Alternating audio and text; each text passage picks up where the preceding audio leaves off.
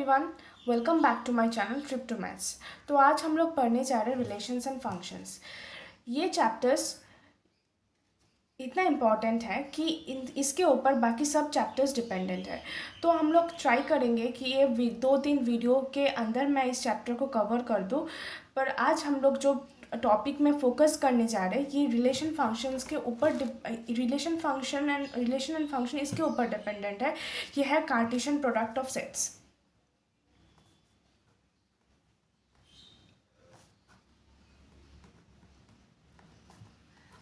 तो Cartesian product क्या होता है आज हम लोग पढ़ेंगे। 2-3 एग्जाम्पल दिखेंगे और उसका डेफिनेशंस देखेंगे और वो डेफिनेशंस से डिराइव करके हम लोग कुछ 2-3 ऑब्जर्वेशन भी पढ़ेंगे। तो चलिए स्टार्ट करते हैं। तो कार्टेशियन प्रोडक्ट बेसिकली क्या होता है, एक ऑर्डर पेयर होता है, 2 सेट लिया जाता है, ठीक है, और 2 सेट के ऊपर हम लोग ऑर्डर मतलब प्रोडक्ट डिफाइन करता है, ठीक है। सपोज मान लीजिए मेरे पास ए एक सेट है जो है 1 2 3 और बी एक सेट है, मान लीजिए ए बी सी, ठीक है। तो हम लोग इस दोनों के ऊपर जब कार्टेशियन प्रोडक्ट डिफाइन करेंगे तो वो हम लोग ए क्रॉस बी से डिनोट करेंगे, ठीक है। ये ए क्रॉस बी से डिनोट होता है। तो ए क्रॉस बी से डिनोट होता है तो कार्टेशियन प्रोडक्ट कैसे होता है, तो ए क्रॉस बी में उन सभी एलिमेंट्स होंगे जो एक ऑर्डर पेयर टाइप होंगे, ठीक है। तो उसका ऑर्डर पेयर टाइप होगा और वो कैसे होगा, ए 1 कॉमा ए, फिर आएगा 1 कॉमा बी, फिर आएगा 1 कॉमा सी। ये 3 है, ठीक है। देखिए ये पहला जो एलिमेंट है ये सेट ए से लिया जाता है और दूसरा जो एलिमेंट है वो सेट बी से लिया जाता है। देखिए ये सेकंड वाला ऑर्डर पेयर है। जो फर्स्ट का जो एलिमेंट है वो ए से ही लिया गया है 1, वे कांस्टेंट है। ये यहाँ पर भी 1 था, यहाँ पर भी 1 है, यहाँ पर भी 1 है। पर जो सेकंड का जो एलिमेंट है वो सेट बी से लिया जा रहा है। इधर देखिए ए है, इधर बी है और इधर सी है। तो इसका मतलब क्या है, जब हम लोग कार्टेशियन प्रोडक्ट लेंगे, सपोज ए क्रॉस बी में लेंगे, तो उस कार्टेशियन प्रोडक्ट में जो ऑर्डर पेयर होंगे उसका फर्स्ट एलिमेंट कौन सा होगा, जो फर्स्ट सेट है उसका होगा। सपोज हम लोग ने ऐसा सेट लिया कि बी क्रॉस ए, तो वो कार्टेशियन प्रोडक्ट का जो सेट है उसका जो ऑर्डर पेयर एलिमेंट्स होगा उसका वो ऑर्डर पेयर का जो फर्स्ट एलिमेंट होगा वो कौन सा सेट से आएगा, बी से आएगा, ठीक है। तो ये पहला एलिमेंट का था। देखिए पहला एलिमेंट ये तीनों से लिंक हो गया, बस पहला एलिमेंट का काम खत्म हो गया। अब दूसरा एलिमेंट 2 लेंगे और फिर 2 को बाकी तीनों, ये बी के बाकी तीनों एलिमेंट्स के साथ जोड़ेंगे, बाकी तीनों के साथ जोड़ दिया, 2 का काम खत्म हो गया। फिर 3 लेंगे और 3 को बाकी तीनों एलिमेंट के साथ जोड़ेंगे और फिर 3 का काम भी खत्म हो जाएगा। ये होता है Cartesian product of a set, ठीक है। तो बेसिकली कार्टेशियन प्रोडक्ट क्या होता है, 2 सेट लेंगे हम लोग, वो 2 सेट का जो एलिमेंट्स को होगा वो उन लोग को हम लोग ऑर्डर पेयर में लिखेंगे, मतलब 1 कॉमा 1 2 कॉमा 2 3 कॉमा 3 ऐसे, मतलब 2-2 करके लिखेंगे, ठीक है। एक एलिमेंट एक सेट से आएगा और दूसरा एलिमेंट दूसरे सेट से आएगा, ठीक है। तो इधर जब हम लोग कार्टेशियन प्रोडक्ट डिफाइन कर रहे हैं, आपको ये चीज़ ध्यान में रखना होगा कि सपोज हम लोग ए क्रॉस बी को डिफाइन करें तो हम लोग का फर्स्ट जो एलिमेंट होगा वो सेट ए से आएगा। अगर हम लोग बी क्रॉस ए को डिफाइन करते हैं तो हम लोग का जो फर्स्ट एलिमेंट आएगा वो बी से आएगा। अगर हम लोग सी क्रॉस ए को डिफाइन करते हैं तो फर्स्ट एलिमेंट कहाँ से आएगा, सी से आएगा, ठीक है। तो ये आप लोग को ध्यान में रखना होगा कि जब हम लोग कार्टेशियन प्रोडक्ट डिफाइन करते हैं वो उसका जो ऑर्डर पेयर का जो पहला एलिमेंट आता है वो प्रोडक्ट सेट का पहला प्रोडक्ट सेट से आता है और दूसरा एलिमेंट दूसरा सेट से आता है। फिर क्या करते हैं, एक एलिमेंट को बाकी तीनों से जोड़ते हैं, फिर उस एक का काम खत्म, फिर दूसरा एलिमेंट को बाकी तीनों के साथ जोड़ते हैं, फिर दूसरा के काम भी खत्म, फिर तीसरा को बाकी तीनों के साथ जोड़ते हैं, फिर तीसरा के भी काम खत्म, ऐसे करके होता है, ठीक है। तो ये तो रहा कुछ फॉर्मल सा मैंने आपको बोला। तो अब उसका डेफिनेशन क्या है, कार्टेशियन प्रोडक्ट ऑफ 2 सेट्स का डेफिनेशन ये है,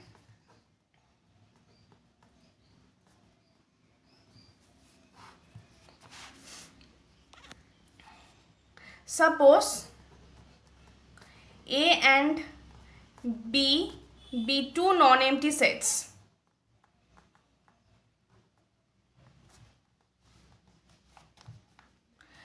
हम लोग को ये ध्यान में रखना होगा कि ए और बी क्या है, नॉन एम्प्टी सेट्स है। हाँ, नॉन एम्प्टी डिफाइन करना होगा। ये क्यों मैंने आपको ध्यान में रखने के लिए बोला, ये मैं थोड़ी देर बाद बताऊंगी कि ऑब्जर्वेशन में ये क्यों मैंने आपको ध्यान में रखने के लिए बोला। ठीक है, तो हम लोग ने क्या बोला, suppose A and B be two non empty sets, then the Cartesian product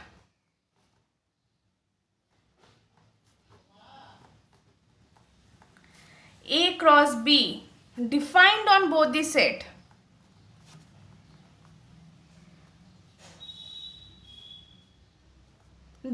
A cross B defined such that A cross B को हम लोग कैसे लिख सकते हैं, A comma B such that A belongs from A and B belongs from capital B।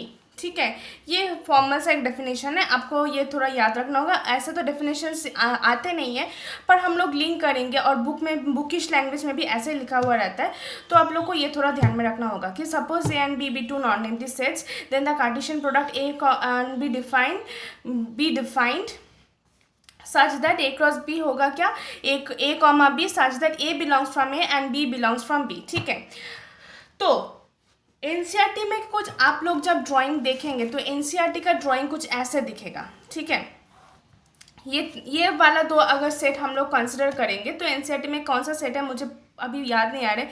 एक को हम लोग इस एक्सेस में डालेंगे, एक को हम लोग इस एक्सेस में डालेंगे, मतलब ये 1 2 3 हुआ, ये ए बी सी हुआ। तो अभी हम लोग ये तीनों लाइन ज्वाइन करेंगे और जो इन लोग का ये जो पॉइंट्स आएगा ये हम लोग का कार्टेशियन प्रोडक्ट्स देंगे। ठीक है, ये देखिए, ये 1 कॉमा ए आया, ये 1 कॉमा बी आया, ये 1 कॉमा सी आया, फिर इधर देखिए ये 2 कॉमा ए आया, ये 2 कॉमा बी आया, ये 2 कॉमा सी आया, इधर देखिए 3 कॉमा ए आया, ये 3 कॉमा बी आया, ये 3 कॉमा सी आया। तो आप लोग को ऐसे तो डिफाइन होता है, पर हम लोग ये दो सेट्स जो है ना, ये सेट्स को हम लोग एक्सिस में डिफाइन नहीं कर सकते। क्यों नहीं कर सकते, क्योंकि सेट्स के अंदर बहुत सारे एलिमेंट, बहुत टाइप के एलिमेंट्स होंगे। 1 2 3 या ABC होगा ऐसा कोई बात नहीं है। इधर नेम्स भी हो सकता है, प्लेस नेम भी हो सकता है, पर्सन, एनिमल, थिंग, व्हाटएवर में भी, कि कुछ भी हो सकता है। तो हम लोग के एक्सिस में हम लोग ये डिफाइन नहीं कर पाएंगे। जस्ट समझने के लिए ऐसे बोला गया है कि इन दोनों का जो पॉइंट होगा ये हम लोग का ये कार्टेशियन प्रोडक्ट में आएगा। ये हुआ कार्टेशियन प्रोडक्ट का थोड़ा बेसिक्स ज्ञान। ठीक है, तो पहला चीज़ आपको याद रखना होगा कि कार्टेशियन प्रोडक्ट का जो फर्स्ट एलिमेंट है ऑर्डर्ड पेयर, वो फर्स्ट सेट से ही आता है। ठीक है, अगर आप लोग ने गलती कर दिया तो वो पूरा गलत हो जाता है। ठीक है, तो हम लोग अभी ऑब्जर्वेशंस देखेंगे। तो मैंने आपको पहले ही बोला था कि नॉन एम्प्टी सेट्स आपको ध्यान में रखना होगा। अगर मानिए A 1 2 3 है और B है 5, बी के अंदर कुछ नहीं है, तो आप लोग कार्टेशियन प्रोडक्ट कैसे लेंगे? आप इस एलिमेंट को कहाँ लिंक करेंगे? कहीं लिंक करने का तो कोई पॉसिबल चांसेस नहीं है, क्योंकि हम लोग को पता है कि एक एलिमेंट को हम लोग को और एक सेट का एलिमेंट्स के साथ जोड़ना है। पर इधर देखिए, जब हम लोग बी सेट का हम लोग के पास कुछ एलिमेंट्स है ही नहीं, तो हम लोग जोड़ेंगे कहाँ? जोड़ नहीं पाएंगे। इसलिए डेफिनेशंस में क्लियरली लिखा हुआ रहता है कि ए और बी दोनों ही नॉन एम्प्टी सेट होना चाहिए। ठीक है, ये रहा फर्स्ट ऑब्जर्वेशन कि हम लोग को दो सेट्स जो चाहिए वो हम लोग को नॉन एम्प्टी ही होगा। एम्प्टी होने से कार्टेशियन प्रोडक्ट नहीं आता है। क्यों नहीं आता है? क्योंकि एक एलिमेंट को दूसरे एलिमेंट के साथ जोड़ नहीं पा रहे हैं, क्योंकि और एक सेट का तो एलिमेंट्स है ही नहीं, तो कैसे जोड़ेंगे?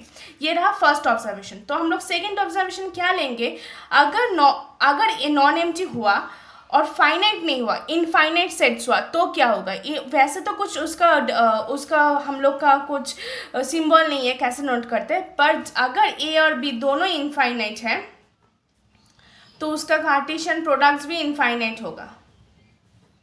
ठीक है, ये आपको ध्यान में रखना होगा कि अगर ए और बी दोनों इनफाइनाइट है तो कार्टेशियन प्रोडक्ट भी इनफाइनाइट होगा। सपोज अगर दोनों इनफाइनाइट नहीं, एक भी इनफाइनाइट होता है तब भी ये होगा। ठीक है, सपोज ए 1 2 3 है और बी इनफाइनाइट है, तो सपोज ए का 1 को बी के 1 के साथ जोड़ दिया, ए का 1 को बी के 2 के साथ जोड़ दिया, ऐसे तो बी चलते ही जाएगा, इनफाइनाइट टाइम चलते जाएगा, उतना तो हम लोग लिख नहीं पाएंगे। तो अगर ए और बी में से कोई भी एक इनफाइनाइट हुआ तो ए क्रॉस बी भी इनफाइनाइट होगा। ये तो हम लोग को पता चल गया। 3 का ऑब्जर्वेशन क्या है? Number of elements of A cross B, number of elements मतलब ए क्रॉस बी में कितना सारा ऑर्डर्ड पेयर होगा वो हम लोग को कैसे मिलेगा, वो मिलेगा number of elements of A into number of elements of B. ठीक है, मतलब मान लीजिए ए के पास हम लोग का 3 एलिमेंट्स है और बी के पास हम लोग का 3 एलिमेंट्स है, तो ए क्रॉस बी में कितना एलिमेंट्स होगा, 3 इंटू 3 दैट इज 9 एलिमेंट्स। तो आप लोग ये पहला का एग्जाम्पल लेके ही देख सकते हैं, ए के पास हम लोग का 1 2 3 है, बी के पास है ए बी सी। तो हम लोग जब ए क्रॉस बी को डिफाइन करते हैं तो देखिए इधर कितना एलिमेंट्स है, 1 2 3 4 5 6 7 8 9, मतलब 3 cross 3, 3 into 3 is equal to 9, 9 elements आ गया। तो अब क्या हुआ, अब हम लोग का थर्ड ऑब्जर्वेशन क्या है, अगर ए में ए क्रॉस बी में अगर नंबर ऑफ एलिमेंट्स आपको काउंट करना होगा तो number of elements of A को लेना होगा into number of elements of B का लेना होगा, जो आएगा आंसर वो आपका ए क्रॉस बी का नंबर ऑफ एलिमेंट्स होगा। ये तो रहा नंबर 3 ऑब्जर्वेशन। ठीक है, नंबर 4 का ऑब्जर्वेशन क्या है, ये जैसे 2 ट्यूपल स्ट्रक्चर, 2 ट्यूपल मतलब दो ऑर्डर पेयर में कितना एलिमेंट्स है, 2 एलिमेंट्स। ठीक है, हम लोग को 3 ट्यूपल भी मिल सकता है, हम लोग को n टाइम्स ट्यूपल भी मिल सकता है। ठीक है, वो डिपेंड करते हैं हम लोग कितना टाइम्स कार्टेशियन प्रोडक्ट को कंसिडर करते हैं। ठीक है, तो अगर हम लोग को n ट्यूपल चाहिए तो हम लोग को A cross A B C D ऐसे करके मुझे n नंबर, अच्छा ए बी सी करके नहीं लिखते हम लोग, ए इंटू ए क्रॉस ए करके a नंबर ऑफ एलिमेंट्स चाहिए, n नंबर ऑफ एलिमेंट्स। अगर n नंबर ऑफ एलिमेंट्स मुझे मिल जाता है तो उसका जो ऑर्डर्ड पेयर होगा ना वो कुछ ऐसे दिखेगा, ए dot dot dot dot A, मतलब इधर n नंबर ऑफ ट्यूपल रहेगा। ठीक है, n नंबर ऑफ एलिमेंट्स। जैसे कि इधर देखिए ये दो सेट का मैंने प्रोडक्ट लिया तो हम लोग को कितना ट्यूपल मिला, 2 ट्यूपल मतलब पेयर मिला। अगर 3 एलिमेंट्स लेते तो 3 मिलते, अगर 4 एलिमेंट्स लेते तो एक ट्यूपल में मुझे 4 एलिमेंट्स मिलता। हम लोग ने इधर ऑब्जर्वेशन में क्या देखा, हम लोग ने इधर n number of sets consider किया, n नंबर ऑफ सेट्स का कार्टेशियन प्रोडक्ट कंसिडर किया, तो मुझे कितना कार्टेशियन प्रोडक्ट कितना मिलेगा, एक ट्यूपल में कितना मिलेगा, n नंबर ऑफ एलिमेंट्स एक ट्यूपल में आएगा। हाँ, हम लोग इसको ट्यूपल से डिनोट करते हैं। ये 2 ट्यूपल स्ट्रक्चर होता है, 3 ट्यूपल भी हो सकता है, 4 ट्यूपल, वो डिपेंड करता है नंबर ऑफ एलिमेंट्स जो number of sets taken in the Cartesian product.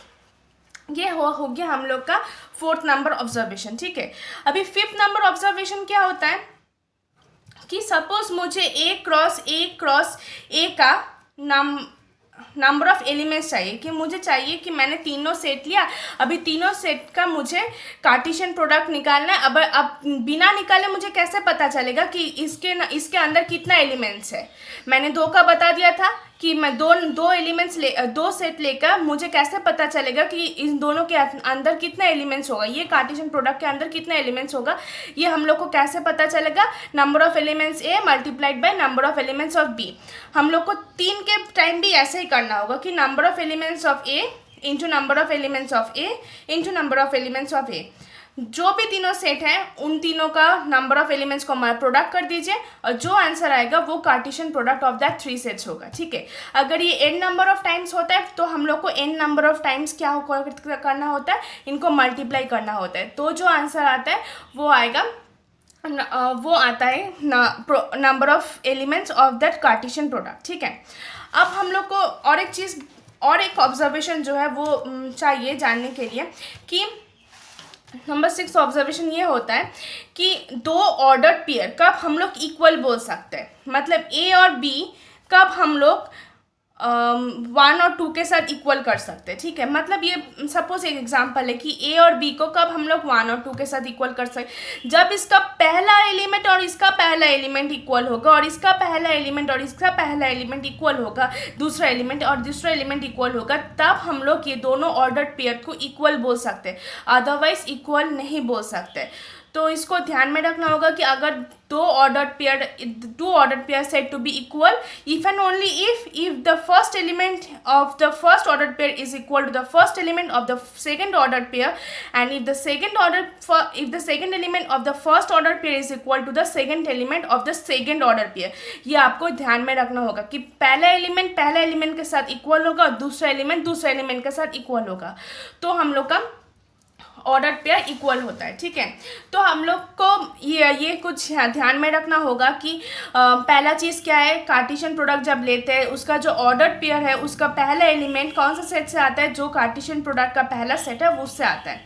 Cartesian product का फॉर्मल डेफिनेशन क्या है वो हम लोग को याद रखना होगा, और ये भी याद रखना होगा कि दो सेट जो हम लोग कार्टेशियन प्रोडक्ट के लिए लेते हैं वो नॉन एम्प्टी होना चाहिए। एम्प्टी होने से कार्टेशियन प्रोडक्ट भी एम्प्टी आता है। क्यों आता है?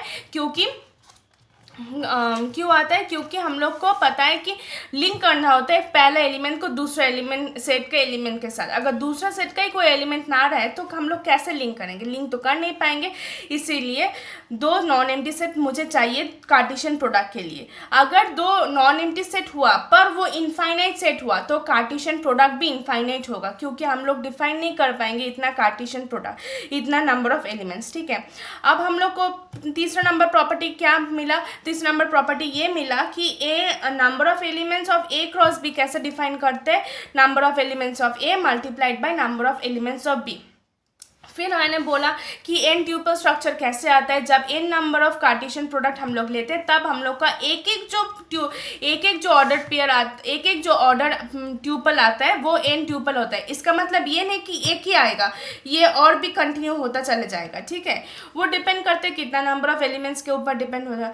अब फिफ्थ नंबर क्या बोला मैंने कि तीनों सेट का कार्टेशियन प्रोडक्ट लेने से कैसे हम लोग को पता चलेगा कितना एलिमेंट्स है वो कार्टेशियन प्रोडक्ट में, वो भी हम लोग को पता चल गया।